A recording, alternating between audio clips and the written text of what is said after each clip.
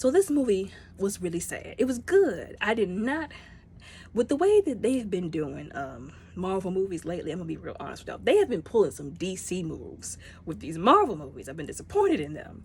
But y'all, I think somebody who was a writer up there at Marvel heard the jokes we were making comparing them to DC, and they said, "Oh, I got something for y'all."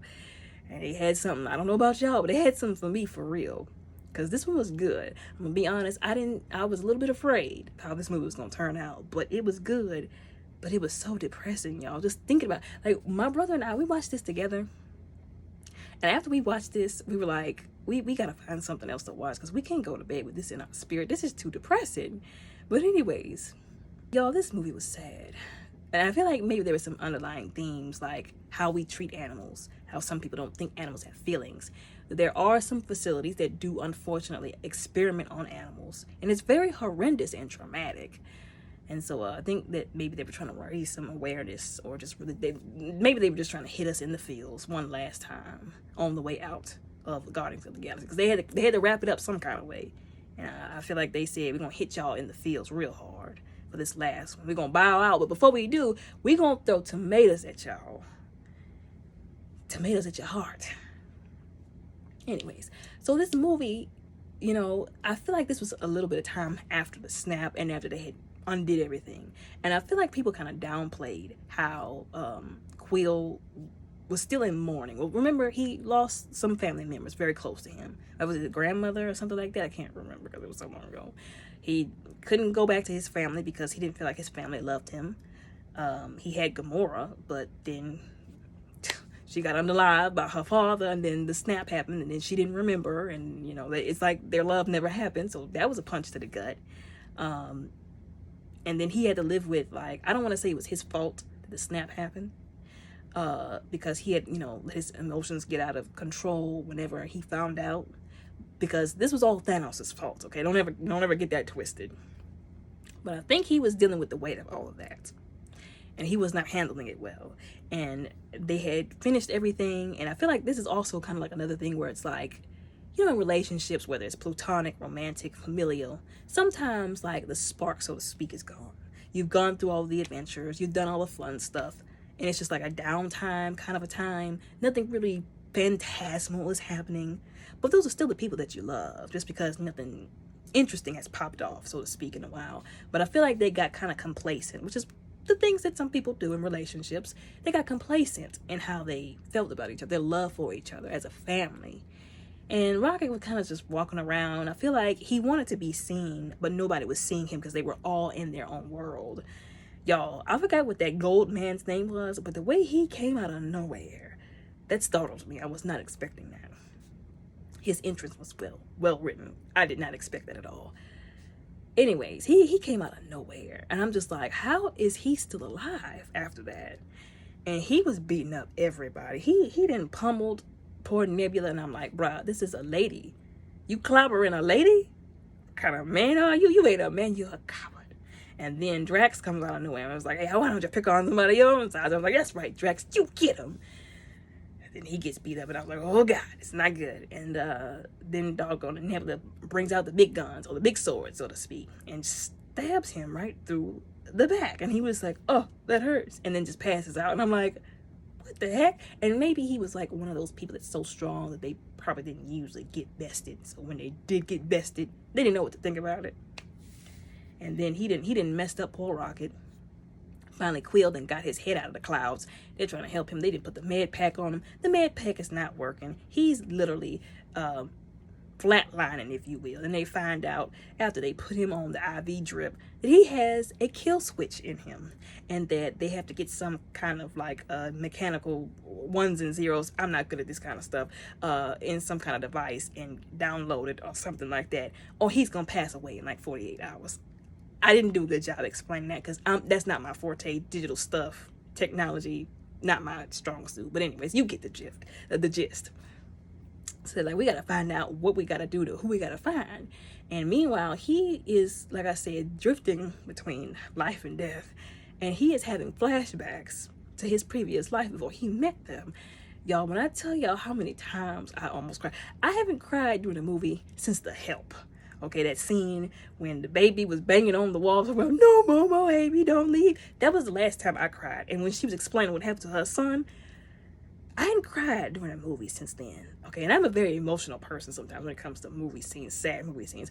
I almost cried like 5 times during this movie, but I did that weird and just sucked it up because I was too prideful to cry. Okay, that's the only reason why I didn't actually cry, because I was too prideful to let it happen. But he was having these flashbacks when he was like a little baby, raccoon, and how they experimented on him. That absolutely broke my heart, like the way that they did him and how they added all of that mechanical stuff to him. And then the other animals, like what they did to them, like the wheels that they put on the walrus. So I'm like, so you had to fashion that, so to speak, to him. Like that had to be morbidly painful and traumatic. And the otter, you took off her arms to put on mechanical arms. And then the rabbit with the mechanical mask on and the spider legs. Like I felt so triggered because I really do love animals and I hate abuse of any kind towards people or animals. I was very triggered by that. It was like, y'all messed up these animals, y'all traumatized them, and y'all added all this stuff, that they now have to live with the rest of their lives. And he was like crying, like that look in his eyes with those big round eyes and those tear stains. Y'all, I wanted to wail, okay. And the otter was like, don't worry, don't let them scare you. They had been there longer than he had been there. They had already gone through so much and learned how to just take it. And they had all became friends and chose their names. They were ready to, when they were like, oh, we're going to go to the other side. And when we go to the other side, my name's going to be Teefs, and my name's going to be Floor, my name's going to be Lila. And they're like, what's your name going to be? And he was like, my name's going to be Rocket. And that was after he was like outside with the guy who they called Sire. He was like, a rocket. And he was like, yeah. And he was like, Sky. And that was very adorable. And I thought that, like, with their exchange, that he was going to be nice to Rocket. But then I could kind of tell on his countenance that he was just an evil somebody. He was an evil, no good scumbag. But anyways, it's the way that he was like, he had them and he was showing those animals going into the tanks. And they basically, like, unaliving these animals during their experiments in horrible, morbid ways. And he was saying, oh, well, if you take the barking snickum and you put it in the carburetor and do this, then they won't be aggressive. And he looked at him like how dare you, you filthy animal that I experimented on in heinous ways. Tell me, I created you. Who are you to tell me what to do? And then it actually worked. And then he gonna grab him and be like, how did you know? And I was like, this dude has lost his ever begotten mind. He was like, because it worked. And then they put these animals in there. And then they come out as these humanoid animal creatures. There will be nightmare fuel probably for as long as I live now.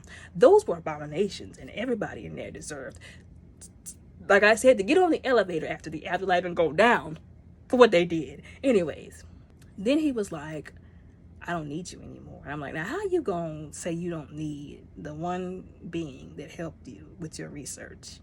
He was like, well, you said you were going to take us to the new world. And he was like, I never had intentions to take you to the new world. So you could figure this out, but you couldn't figure out I wasn't going to take you to the new world. And I was like, I mean, there's a difference between intelligence and you blatantly deceiving somebody, which is what he did. He was like, I'm exterminating you and all the other ones. He was like, oh. And then they like just smacked him back in the cage. And I was like, is that necessary? No, it's not. And then the way he broke the news to them about them not being able to go to the new world, they were like, oh, it's almost like they anticipated it, which just made it all the more sad. But he was like, you know what? You're going to help us get out of here. And he was so intelligent that he fastened the key out of just stuff that was there. That was pretty cool. He gets them out of there. He uses the key on his and uses it on Lila's. And at first Lila was a little bit hesitant, which is understandable. He's like, I'm getting us out of here. Screw this place. And she was like, I just want to see the sky. And then she gets shot. And I was like, that one almost made me break down. And she literally just laid there and was like, the sky. And I was like, why couldn't they just let them go? Why did they have to be so cruel? They shouldn't have been there to begin with. But that's all they wanted out of life, was to be able to see the sky and just have normal moments. You know what I'm saying? Like, why did they have to be so cruel? Anyways. And he just stood there and cried. He wellowed, like I said. And that was a normal response. And they were saying, just go, Rocket, leave, go. And I was like, man, they were trying to help him get out of there. And then he, doggone it, attacked the guy and scratched him up. And I was happy, I'm going to be honest. I didn't care about that guy at all. I was like, scratch him down to the ribs. Scratch him down to the bones, Rocket. And then the other guys came, and I was like, oh, they're about to shoot him now. But he did tell them to not shoot him, or at least not shoot his brain, because he wanted his brain. And then he picked up that gun and started shooting like he had been trained on how to shoot a gun. And I was impressed. Halfway not eating the wolf cookies, but I'm guessing because he was such advanced being, intelligence-wise, that he didn't need any training. But then I realized they weren't shooting at him. They shot his friends. And it was, like I said, the part where when he first got there and seeing what they did to him and seeing them shoot Lila. And then seeing him turn around, realizing that they didn't shoot him, that they shot at his friends, and seeing them on the floor, lifeless. And then him just like knowing that he wanted to break down in that moment, but he had to leave. And the fact that he had to leave the other animals behind. Child. And then when he got in that aircraft and he was looking with that expression where he was broken inside, but he had to keep escaping. I wanted to break down. I was like, I'm gonna write a letter to somebody at Marvel and ask them why they did this to me. But anyways, and then too, they all saw this because of some sort of little thing that replayed it all. And even Nebula was like, this is worse than what Thanos did to me. And I was like, and see, that was the parts that we didn't see. They didn't show us because they didn't want to traumatize us. And I'm glad that they didn't, because I definitely would have had to write a letter. But I had to be bad if Nebula said it was worse than what Thanos did to her. I was like, child. But anyways, the dynamic of them as the Guardians was that of a family that was very dysfunctional and toxic. And I was like, they've got toxic down point. And then the fact that doggone and Gamora went and joined the Ravagers, and he was like, how you gonna join? That was me. That was my life. I was a Ravager. These are criminals. And she just had a whole attitude. She was like, I joined them because I wanted to. And I am a Ravager. I don't care about you. I'm not your Gamora. Like, it was just a slap in the face. Like, I get it. But have some empathy, please. But Nebula was telling him, but this is the real Gamora. This was the Gamora before you met her. She fell in love with you and kind of became nice. And I was like, God dang, she's being mean. Especially when she pushed him. Like, that was unnecessary. Like, telling him, shouting in his face, talking about something. I'm not your Gamora. I'm never going to be your Gamora. And I'm not going to be your Gamora. And I was like, dang, just, squirt lemon juice in the wound, why don't you? And then them working together to go and, like I said, find out the information on the guy that they need to get that thing, that headpiece from. That entire scene was hysterical. Them going to that airship, it was like flesh. That was disgusting. They could have kept that part. Them getting in there and doggone Nebula talking about some hurry up and give me your suits, and puts them where she thought was like a storage unit, but it was actually the trash chute. And then they suits are out there floating outside the window. That was hilarious. And then doggone it, Gamora like, you stupid fool, I knew I shouldn't have came with y'all. You know what, Nebula, you better double the money after this.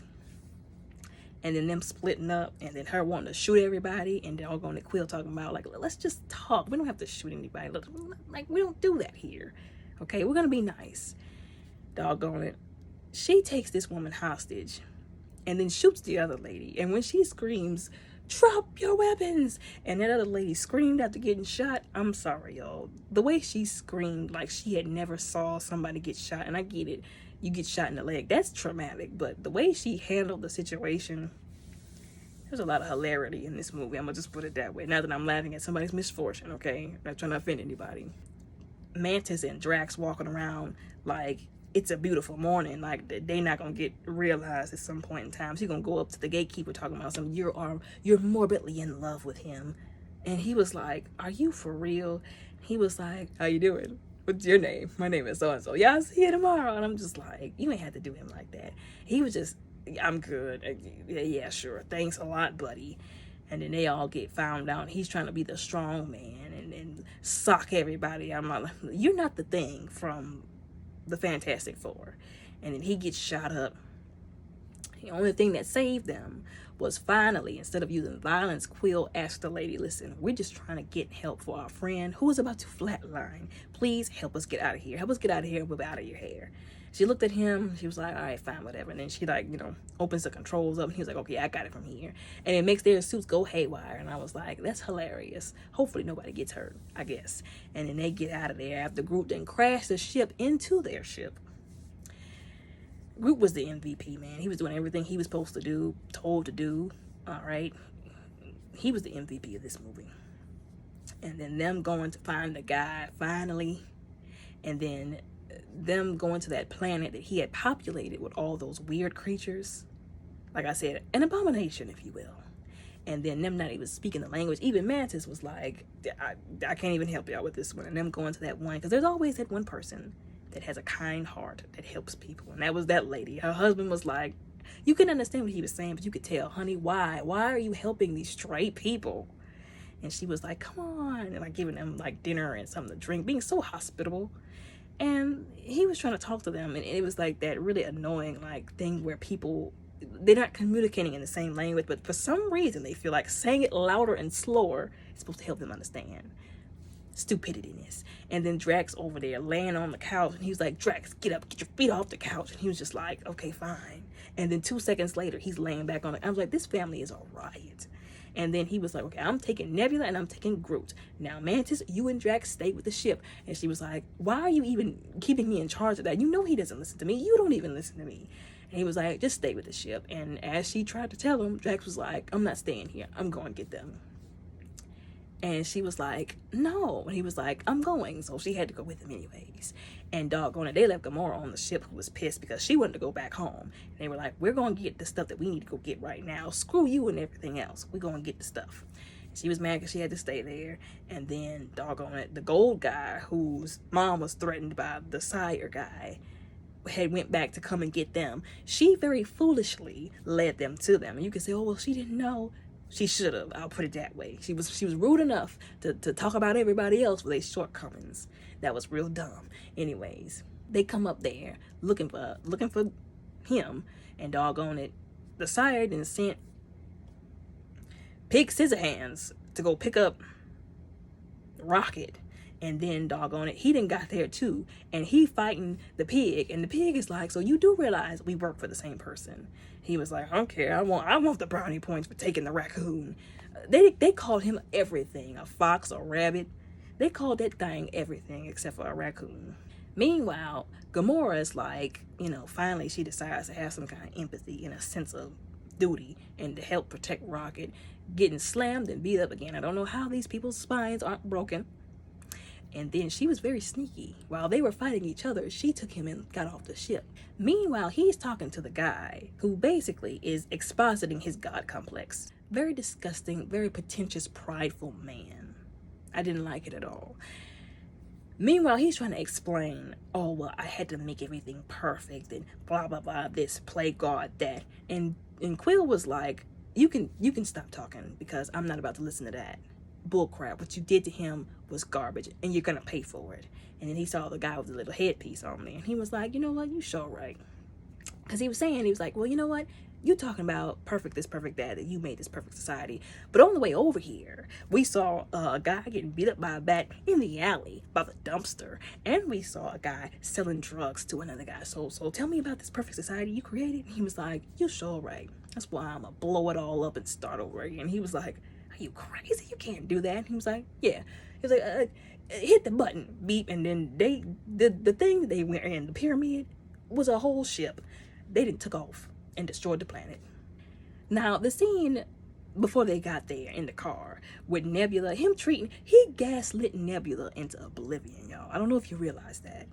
But him treating her like she knew how a car worked, talking about just press the button, pull the handle, and get in the car. And I'm like, it's not like she wasn't from Earth. Did she know that? How was she supposed to know that? I was like, he tripping for real. He all up in his feelings. But anyways, then they left her outside because she had weapons. And I'm like, but didn't Groot hide weapons in it? Okay. And they scanned him. Oh, no, they didn't scan him. They scanned Quill, if I'm not mistaken. Anyways. So after they take off, he's like, okay, it's time to dip. And then he grabs the guy and he was like, you're gonna unalive us both. He's like, no, just you. And then Groot grabs him and grows wings. And I was like, listen, every movie he's coming out with something new. Kudos. He's got all kinds of new stuff up his, well, I was gonna say sleeve, but up his branches, twigs, I don't know, anyways. And flies them down. He crashes him into the ground. And then I was like, what happened to, you don't unalive people? You didn't pull the Batman talking about something. He doesn't kill anybody. Anyways, and then he takes the thing off. And then Gamora had to get inside the because she was the only one there. Because he kept trying to call Drax and wasn't getting nothing. And doggone it, Nebula is standing there waiting for what's going on, and she's watching them take off. She's like, okay, what about Quill? What's he gonna do? Then she calls Drax talking about I need y'all to pull up the ship, thinking that they stayed by the ship like how he told them to, only to turn around after she heard the radio interference behind her. And they looking at her, and she's like, I hate y'all so much. I hate y'all. I love y'all, but I hate y'all. And then they run and conveniently manage to jump onto the ship before it takes off without them. That, like I said, those wolf cookies were a little bit hard to believe, but I did it for the next scene. But like I said, meanwhile, Gamora gets in there. She's like, I don't know how to fly this thing. I don't believe she would have learned in 2 seconds, but she did. He was like, whoever's flying that ship, you need to slow down. And then they get in there, and he's trying to figure out where in the absolute world everybody else is. And they trying to tell him, we got on the ship looking for you. He's like, no, I told y'all to stay on this ship because, great, now y'all are stuck up there. We'll figure it out. And then meanwhile, he's taking a little thing and doing what they got to do with the ones and the zeros. And it was almost like a bad transfusion. It wasn't working. It wasn't taking. And then he flatlined. And in that flatline, he saw his friends. And I was like, y'all are trying to make me cry. Y'all are trying to break me. And it's not going to work. And when he saw them, that was just a sweet little moment where, like, don't worry. Like, we're all safe and we're happy. They can't hurt us anymore. And I was like, this is sad. And he was like, okay, I'm ready to go. Like, he was so traumatized and just, I feel like he was sick of living, y'all. After everything they had been through and, remembering all of that, he was ready to be with his friends. And sometimes there are people, they've been through a lot, y'all. And there are those moments in their life where if they could choose to leave, they would because of what they've been through. But she was like, not yet. You can, but not yet. You've got people that you got to help. You got family out there that needs you. And I was like, thank God, because he was sure about to leave. He gets sucked back. And then that was when he was like pounding on his chest, and Gamora was talking about something, just let him go, Quill. He was like, no. And like I said, he brought him back though. And he was like, we're so happy. And they had called once they got in there and almost didn't make it because of the altitude change. He was like, guess who's back with us? And they were like, we're so happy to have you back. And then they find out that this man, so not only has he been experimenting on animals, but he's been experimenting on kids. Like I said, I love animals, and it hurt me whenever I saw that.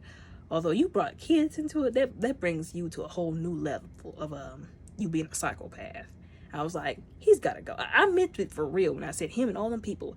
When they put him in the dirt and they go to see Jesus, they getting on the elevator going down because that's evil. That's heinous.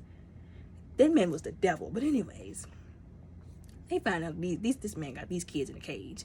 And they're all crying because Nebula don't know how to mediate her emotions. Mantis is upset because she's tired of Nebula yelling at her, not being empathetic, always talking about everybody. Drax being stupid all the time. And finally, he was like, okay, everybody calm down. When my daughter was around, I used to make monkey noises. Them noises was not no monkey noises. I don't know what it was, but it wasn't no monkey noises. And I had forgotten that he had a whole family that he lost, including daughter. So I feel like the person who probably was best, other than Mantis, would have been Drax. And he made all of them laugh, and I thought that was a very cute and heartwarming moment until the sire came up there and was like, I got something for all y'all. Get back in them cages. I was like, he's the devil. And then he gonna say, I got your friends up here. You better come up here. And then they all go up there. Y'all, that fight scene where they had all came in there and they were fighting, that was the dopest. And then when they confronted him and it was almost like a traumatic memory being relived that he had to confront whenever Rocket went in there. He saw all the animals that were still in there. They probably had been in there since he had left. And the small little raccoon babies, they're basically the fresh batch, if you will. And he was looking at them, and he pulled them out of there, and he was trying to fight the guy by himself, but then his family came and helped them. That was the hype of the movie. And there was that part where, of course, the sire guy tried to basically, I guess, have them executed by feeding them to those things. But then Mantis was like, they don't even eat people. They eat batteries. They just want somebody to understand them. And I'm like, girl, you talking to a monster. But she managed to connect with them. And I was like, well, geez Louise. So then they finally take him out. And that was before his own people tried to turn on him, which they should have been did a long time ago. Listen, if you're going to turn on somebody, do it. Don't be like, we're going to turn on you because you didn't give away your hand. You might just do it. But no, they had to stand there and be like, we're not going to do it. And then he was like, God, and it just messed up everybody. I was like, y'all are dummies. If you were going to do it, you should have did it. Anyways, they took him out. And I hope that he stays out, And then they getting all the kids on the ship, and then they were like, come on, Rocket, we gotta go. And he's like, no, this ship is about to blow, we gotta get the animals off too. And I thought that was very heartfelt, like, don't forget about the animals, basically. Like I said, some people don't think animals have feelings, that they don't matter. That's not nice. And then they got the animals all, and it was like a zoo. And I was like, wow. And then, doggone it, Quill almost unalived his own self trying to get that recording. I know it was a very heartfelt, important, memento. But bruh, really? And then it was the gold guy. I guess he came to his senses, he helped them as well, because he was upset because whenever he blew the planet, he didn't care that his mother was still on that ship, and he tried his best. That made me sad. Like, I know he tried to attack them, but whenever he said mother, like, that broke my heart, because he was trying to get to her to save her, but he couldn't. And I guess because he was stronger than her, he managed to survive, but she didn't. And he helped them and basically kind of came over to the good side. So I thought that was really cool too. And then them having that little moment, and then they had to have a heart to heart, because like I said, sometimes this is what happens in families. People, they don't, the dynamic, it doesn't work. So sometimes they just have to agree to disagree and go their separate ways in maturity, love, and respect. I hated it, but it was realistic. It was mature. It was a mature theme. Sometimes it just doesn't work out where y'all stay together because y'all are bumping heads too much, That's just the way it is. But I hated it, though. It made me sad. But they had to wrap this series up some kind of way. And that very ending scene where everybody was dancing with the kid, and they had brought Drax out, and at first he was kind of like, trying to be cool, I guess. But then he was like dancing with everybody. Like I said, they kind of mostly went their separate ways. And then Quill gave Rocket the captainship, and I was like, that is dope for real. And then, because they had confronted him about, you didn't even try to go see if your family wanted to still be involved with you. You just assumed that they didn't because you fell out with them. And that was what he decided to do, to confront his past. And he went to see his grandfather. His grandfather broke down because his grandfather indeed wanted to see him and wanted to know if he was still alive. And I thought that was very heartwarming too. And then they show you Rocket being the captain and the leader that he always was with his new team. One of the children from I don't know what those children were, but whatever race they were. The gold guy, Groot, the dog. Oh, let's talk about the dog. How dare he call that dog a bad dog? That dog was strong. What was that dog doing that entire time when they attacked their home base? What was that dog doing? Where was that dog at when Thanos came? That dog had such strong telepathy. Are you kidding me? She almost did more than the dude who finally learned how to use Gondu's little whistle thing. He waited until the last minute. Everybody almost got unalive to use the thing. I was like, where was this dog all this time? Anyways, they all went their separate ways, but Rocket is still holding on strong, helping people, doing what he's supposed to do, being a guardian of the galaxy. And I thought that was very deep. Like I said, they wrapped this up really well. And then they said at the end that, well, I guess Quill was going to come back. But I guess they were done with the Guardians of the Galaxy. But it did suck that, like I said, he had lost so many people. His grandmother, his family, Gondu. I keep calling him Gondu. Rondu, whatever his name was. Gamora. And he split from his family. Like I said, I hated it. But sometimes it has to be done, Like I said, this was a good movie. It was sad. I still feel like I need to write a letter to somebody and ask them why they hurt my feelings like this. But it was good. It was very, very good. Like I said, I was a little nervous the way they've been handling these Marvel movies lately. But it was good. I appreciated this movie. And I appreciate the mature themes that they confronted. They could have shied away from it, but they didn't. With family, and the animal thing. But, and these God complex people that need to be checked for real. But anyways, y'all let me know what y'all think and how y'all feel down in the comments below.